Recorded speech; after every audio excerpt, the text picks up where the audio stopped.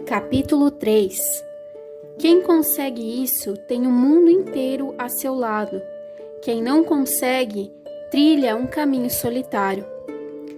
No verão, costumo pescar no estado do Maine. Pessoalmente, adoro morangos com creme, mas os peixes preferem minhocas. Assim, quando saio para pescar, não penso no que eu quero, mas no que eles querem. Por isso, não coloco morangos com creme no anzol. Balanço uma minhoca ou um gafanhoto na frente do peixe e pergunto: quer dar uma mordidinha? Por que não aplicar o mesmo bom senso da pescaria ao lidar com as pessoas? Foi o que fez Lloyd George, primeiro-ministro da Grã-Bretanha durante a Primeira Guerra Mundial. Quando perguntavam como ele se mantinha no poder depois que outros líderes do período, o presidente americano Woodrow Wilson, primeiro-ministro italiano Vittorio Emanuele Orlando e o primeiro-ministro francês Georges Clemenceau haviam sido esquecidos, Lloyd George respondia que se pudesse atribuir sua permanência no topo a uma única razão, seria o fato de ter aprendido a lançar a isca adequada ao peixe. Por que falar sobre nossos desejos? É bobagem, absurdo. Claro que você sempre quer falar dos seus desejos. O problema é que ninguém mais quer. As outras pessoas são iguais a você. Estão interessadas no que elas próprias desejam. Portanto, a única forma de influenciar as pessoas é falar sobre o que elas querem e mostrar como alcançar o que desejam. Lembre-se disso quando quiser convencer alguém a fazer alguma coisa. Por exemplo, se você não quer que os filhos fumem, não faça sermões. Não diga que é o que você quer. Em vez disso, mostre que o cigarro pode atrapalhá-los caso queiram entrar para a equipe de basquete ou de atletismo. Isso vale para crianças, bezerros ou chimpanzés. Veja este exemplo. Certo dia, Ralph Waldo Emerson e seu filho tentaram obrigar um bezerro a entrar no curral, mas cometeram o erro de pensar apenas no que queriam. Emerson empurrava, o filho puxava. O problema era que o bezerro fez o mesmo, pensou apenas no que queria. Assim, firmou as pernas e, teimoso, se recusou a deixar o pasto. A empregada deles, criada numa fazenda, deu uma olhada no curral e viu a situação. Não era capaz de escrever ensaios nem livros, mas mostrou que entendia de bezerros muito mais que Emerson. Pensou no que o animal queria. Então, num gesto maternal, colocou um dedo na boca do bichinho para que ele sugasse enquanto conduzia delicadamente até o curral. Cada ato que você realizou desde o dia em que nasceu aconteceu porque você queria alguma coisa. E quando você fez uma grande doação? Pois é, não foi uma exceção à regra. Você doou porque queria ajudar, queria fazer um ato belo, generoso e divino. O que vocês fizeram a algum dos meus menores irmãos, a mim o fizeram.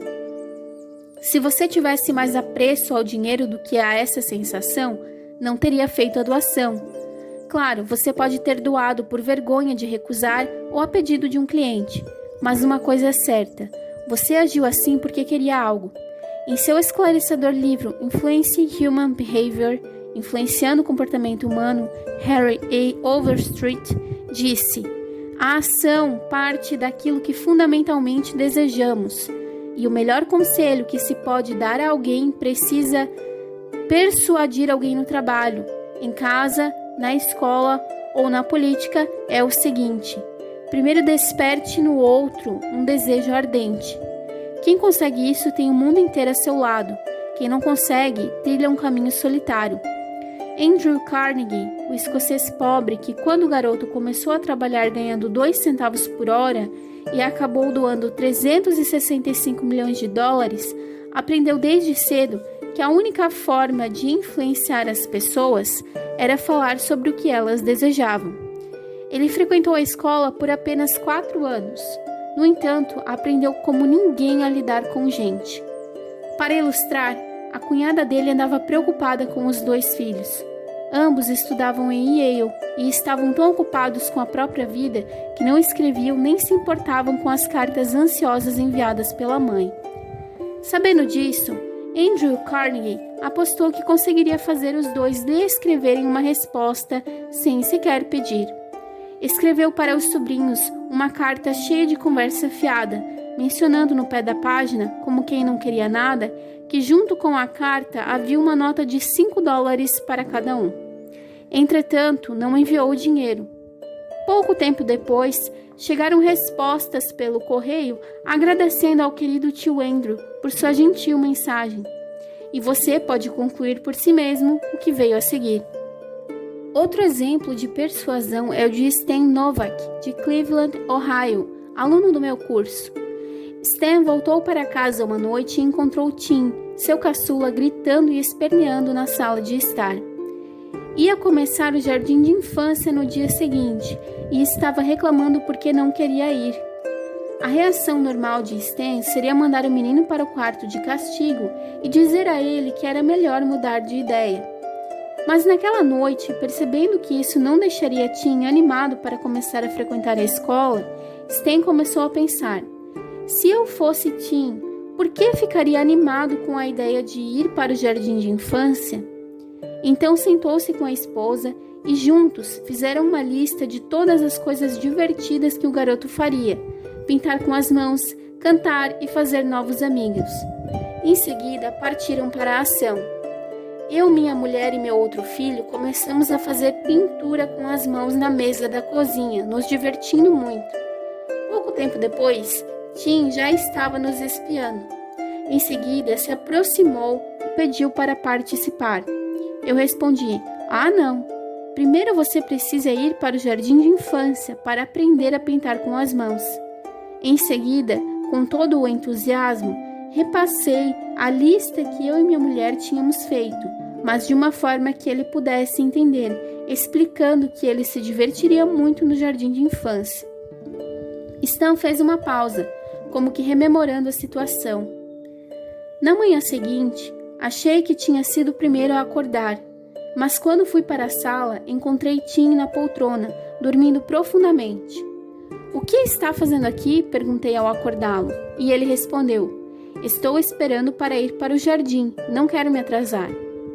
O entusiasmo da família tinha despertado em Tim um desejo que nunca teríamos conseguido provocar com discussões ou ameaças.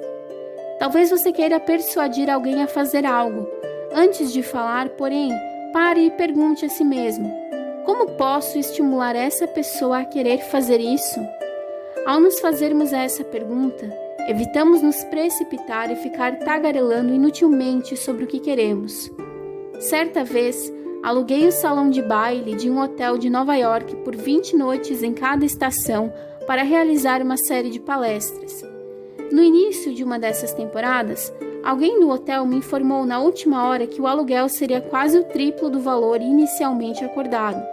Recebi a notícia depois que os ingressos tinham sido vendidos. Claro que eu não queria pagar o novo valor, mas de que adiantaria falar sobre a minha vontade com a direção do hotel? Eles só estavam interessados no que queriam. Por isso, dia depois, fiz uma visita ao gerente. Fiquei um pouco chocado ao receber sua carta, mas não o recrimino de forma alguma, falei.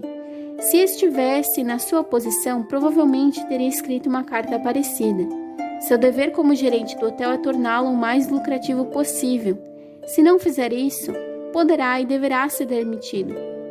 Mas agora vamos pegar uma folha de papel e escrever as vantagens e desvantagens desse aumento de valor. Peguei uma folha de papel timbrado e fiz uma linha vertical no meio. De um lado, escrevi vantagens e do outro, desvantagens. Na coluna das vantagens, escrevi as seguintes palavras: salão livre. Em seguida, expliquei a ele que uma vantagem seria ter o salão desocupado, pronto para ser alugado para festas e convenções. É uma grande vantagem, porque esse tipo de evento paga bem mais do que uma série de palestras. Se eu comprometo 20 noites do seu salão durante essa estação, com certeza isso significa a perda de negócios bem lucrativos. Em seguida, considerei as desvantagens. Em primeiro lugar, em vez de aumentar a receita que vai obter de mim, você vai reduzi-la. Na verdade, vai zerá-la porque não posso pagar o valor que está pedindo. serei obrigado a realizar as palestras em outro lugar. Tem outra desvantagem para o senhor. Essas palestras atraem um grande número de pessoas instruídas e cultas para o seu hotel. É uma boa forma de publicidade, não é? Na verdade, se gastasse $5.000 em anúncios nos jornais, o senhor não seria capaz de trazer tanta gente para o hotel quanto eu trarei com as palestras. Isso tem um grande valor, não acha? Enquanto falava, escrevia as duas desvantagens e entreguei a folha de papel ao gerente, pedindo que ele refletisse sobre as vantagens e desvantagens e depois me enviasse sua decisão final. No dia seguinte, recebi uma carta me informando que o aluguel sofreria um reajuste de 50% em vez de triplicar. Veja bem, eu consegui essa redução sem dizer uma palavra sobre o que desejava. Falei o tempo inteiro sobre o que ele queria e como conseguir o que desejava. Imagine que eu tivesse feito o que é mais humano e mais natural. Entrar furioso no escritório do gerente e dizer: como pode triplicar o valor do aluguel, sabendo que os ingressos já foram impressos e distribuídos e que todos os anúncios já foram feitos? Isso é ridículo, absurdo, não vou pagar. O que teria acontecido? Eu e ele começaríamos a discutir e o bate-boca esquentaria, pegaria fogo. E você sabe como essas coisas terminam. Mesmo que eu o convencesse de que estava errado, ele estaria com o orgulho ferido, e isso dificultaria que recuasse e cedesse. Eis um dos melhores conselhos já dados sobre a delicada arte dos relacionamentos humanos. Se existe um segredo para o sucesso, ele consiste na capacidade de entender o ponto de vista do outro e enxergar não só com seus olhos, mas também com os olhos dele, disse Henry Ford. Isso é tão bom que dá vontade de repetir. Se existe um segredo para o sucesso, ele consiste na capacidade de entender o ponto de vista do outro e enxergar não só com seus olhos, mas também com os olhos dele. É tão simples, tão óbvio, que qualquer um deveria enxergar a veracidade desse conselho imediatamente. Porém, a verdade é que 90% das pessoas no planeta ignoram esse fato 90% do tempo. Quer um exemplo? Observe as mensagens que chegarem à sua mesa de trabalho amanhã de manhã. Você perceberá que a maioria viola os princípios mais básicos do bom senso. Veja também a carta a seguir escrita pelo gerente do departamento de rádio de uma agência de publicidade com escritórios em todo o continente. Essa carta foi enviada aos gerentes de estações de rádios locais de todo o país. Coloquei entre colchetes minhas reações a cada parágrafo. Sr. John, Indiana. Prezado senhor, a empresa deseja manter sua posição de liderança entre as agências que atuam no segmento da publicidade radiofônica. Colchetes. Quem se importa com os desejos de sua empresa? Eu estou preocupado com os meus próprios problemas. O banco está ameaçando executar a hipoteca da minha casa, os parasitas estão destruindo o jardim, a bolsa despencou ontem. Perdi o trem das 8h15 hoje de manhã. Não fui convidado para a festa dos Jones ontem à noite. O médico me contou que tenho pressão alta, neurite e caspa. E aí, o que acontece? Chego preocupado ao escritório, abro a correspondência e encontro um sujeitinho da cidade grande com uma conversa mole sobre o que a empresa dele deseja. Que vergonha! Se ele soubesse como uma carta dessas pega mal, deixaria o ramo da publicidade e começaria a fabricar vermicida. As contas de alcance nacional desta agência foram um verdadeiro sustentáculo da nossa rede. Os anúncios que vendemos nos mantêm no topo das agências ano após ano. Colchetes. Você é um figurão rico e está no topo, não é? E daí? Não dou a mínima se a sua empresa é tão grande quanto a General Motors, a General Electric e as 3 forças armadas juntas. Se tivesse o juízo de um beija-flor, você perceberia que quero saber de mim mesmo, não de você. Todo esse papo sobre seu sucesso me faz sentir pequeno e sem importância. Desejamos oferecer aos nossos clientes a última palavra em informações sobre as emissoras de rádio. Colchetes. Isso é o que você quer. Só que eu não quero saber dos seus desejos, nem dos desejos do presidente dos Estados Unidos. Vou dizer de uma vez por todas, o que me interessa é o que eu quero, e você ainda não disse uma palavra sobre isso nesta carta absurda. Poderia, portanto, colocar a empresa na sua lista preferencial de envio de informações semanais sobre a estação, com todos os detalhes que serão úteis para que a agência se programe de forma inteligente? Colchetes. Lista preferencial. Que cara de pau. Você me faz sentir insignificante com esse papo de que sua empresa é enorme e depois quer ser colocado numa lista preferencial e ainda por cima nem pede por favor. Uma pronta resposta a esta carta, dando conta de suas últimas ações, será útil aos nossos interesses mútuos. Colchetes. Seu idiota, você me manda uma carta padronizada e enviada para todos os cantos e tem a audácia de pedir que eu me sente e dite uma carta pessoal acusando o recebimento de sua circular, quando estou preocupado com a hipoteca às plantas em minha pressão arterial. E ainda me pede uma pronta resposta. Como assim pronta resposta? Não sabe que sou tão ocupado quanto você? Pelo menos é assim que prefiro pensar. Aliás, quem lhe deu o direito de ser me dando ordens?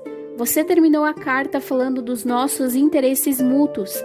Pelo menos no fim você começou a ver as coisas pela minha perspectiva, mas não explicou como isso será vantajoso para mim. Atenciosamente, fulano de tal, gerente do departamento de rádio.